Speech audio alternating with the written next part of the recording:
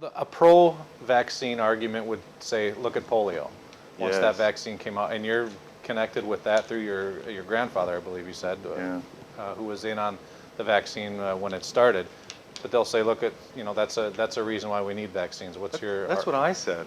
Okay. No, I mean, when people would tell me that vaccines weren't good, I said, well, what about polio? Yeah. And some people shrugged their shoulders and said, well, I don't know, when I came into it, I had some friends say, just go do the research. It was as though they were sending me on a mission. I mean, I had friends arguing with me, and I said, well, what about? And they said, well, I think it was other things. And they had convinced themselves, but I needed very, very, very specific evidence. What was happening? The interesting thing about polio was that it's not real. It's like AIDS, or it's like any other large disease category. They have there's so many different things they call polio. Like if my leg tingled a little right now, or let's say that I had a bad cramp and I was a certain age and the cramp was persistent for a few days, that would be polio. And it went away. Let's say that I felt nauseous after going to the swimming pool in the summer of 1948, that would be considered polio. Let's say that I was, God forbid, that a small child becomes paralyzed. Let's hope that doesn't happen, but it did.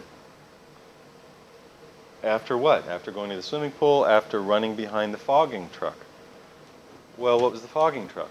They decided that the paralysis that they had seen some, significant cases of in the early 19th century were caused by a germ or something spread by flies. And they decided to spray for those flies. So they sprayed something which you might remember from your history books if you read Silent Spring, called DDT, which is a potent neurotoxin which kills insects, but of course has no effect on children.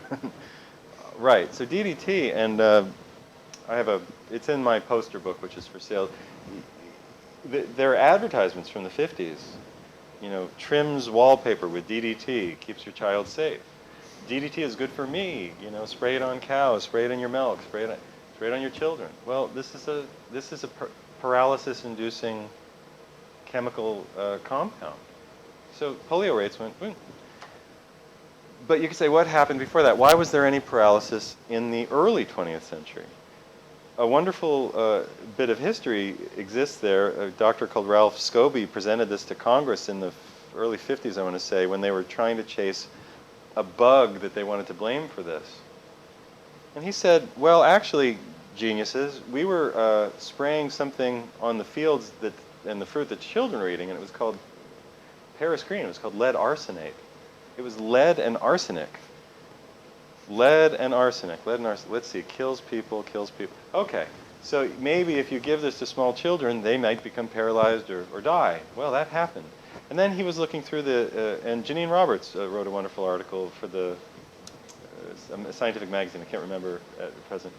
But, and Jim, no, it's going to escape me. But Jim West did great research. Jim West in measuring the amount of DDT production and the incident of polio cases, and DDT and polio, DDT, polio, DDT, polio. Huh, what a coincidence. So let's look at the mainstream's proof. They decided that a stomach bug was responsible. The stomach bug passes through the feces, it comes out. Nobody has any idea how it could possibly get into the nervous system or cause any kind of paralysis. Send more money, we're still working on it. They don't care. People believe it. But they got rid of DDT, and they put out a vaccine. After the vaccine, there was a spike in polio cases because the vaccine caused paralysis. It caused injury. So they said, whoops, it was a bad batch. And then they did something very clever. They decided that the polio that had been polio wasn't polio anymore. In other words, if I had had that cramp for 3 days, I had polio. But now I had to have that cramp for 60 days.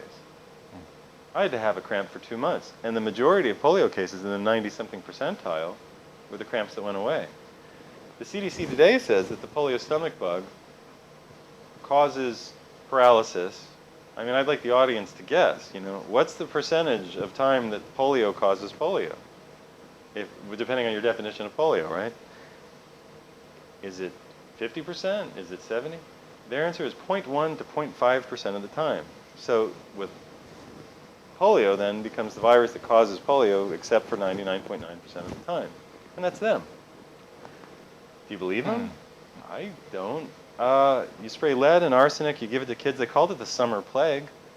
You know, what do you do in the summer? You go to the pool, you eat the fruit, you eat sugar, you lower your immune system. There's great evidence for this. You know, I mean, it's really there in the history books, but we like to believe this myth. Chapter 5. Hey, it's in a book called Official Stories, Chapter 5.